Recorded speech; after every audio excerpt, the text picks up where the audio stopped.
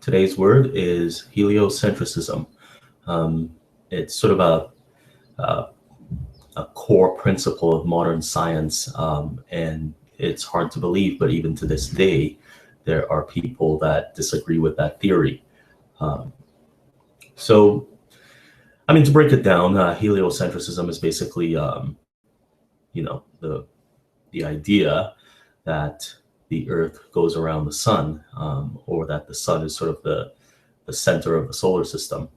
Um, the idea that it replaced was basically the idea that the Earth was the center of the universe, basically, or at least of the universe, the solar system. So it's a very important shift in thinking, and there were people who proposed it before, even before Copernicus. There was an astrologer by the name of Giordano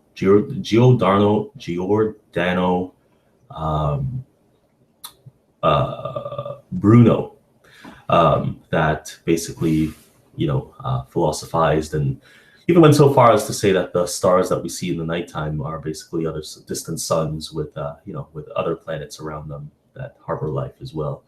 So the theory has been around for a very long time, and it took Copernicus with his observations to sort of confirm it, and then added to that there was Galileo Galilei, who basically used a telescope to confirm these different movements of astrological celestial objects in the sky, etc., adding confirmation to it. I imagine that they all suffered pretty badly at the hands of the church, in terms of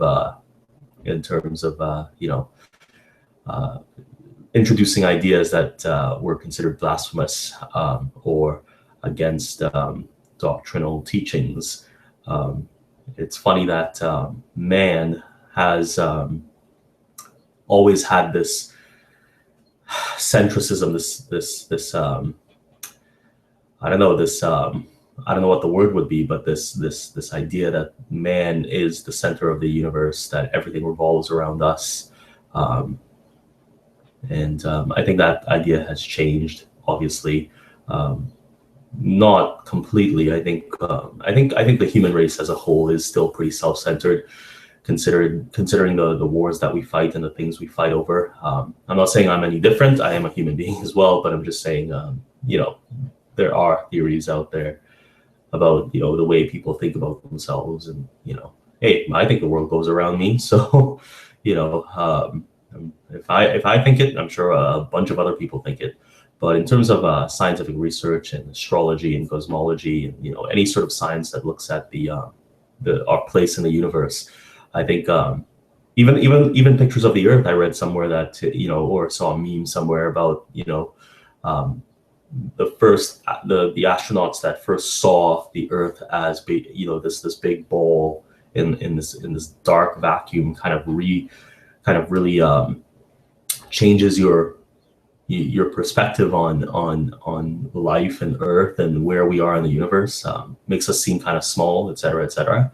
So I think that's why it's important that we keep learning and discovering new things in the solar system and beyond. I think other than the fact of gaining more knowledge and exploiting new resources, I think we as psychological beings tend to look at ourselves very differently, probably in a better light.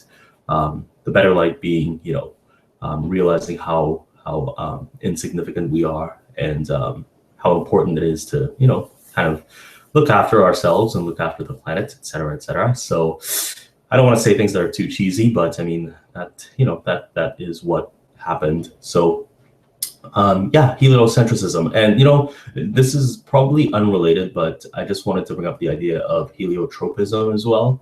I think other than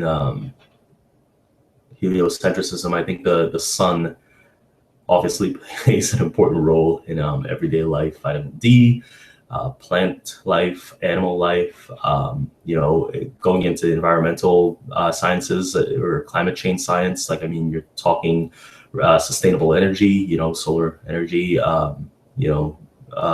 ways of having probes and satellites basically go into the nether regions of space based on just solar power, solar sails, etc., etc. So I mean, I know I'm saying etc., etc. a lot because this video seems really not cliched, but it seems really rhetorical.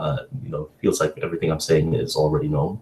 So, but that's okay. That's okay. I'm learning too. So, yeah, heliotropism. The fact that everything on the planet Earth kind of grows towards the sun, which is the way it works.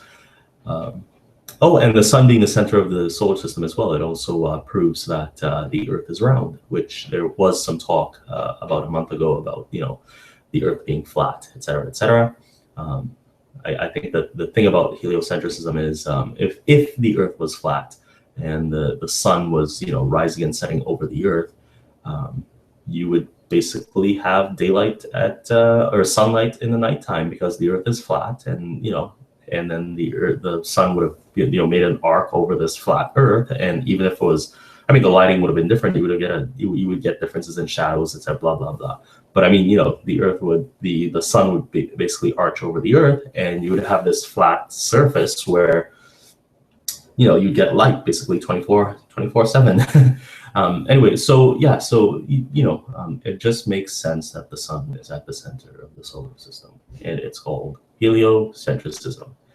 Anyway, so that's the ism for today. Two isms, heliotropism and heliocentrism, both having to do with the same thing, that's the sun. So, we'll leave that at that for today. Okay, bye.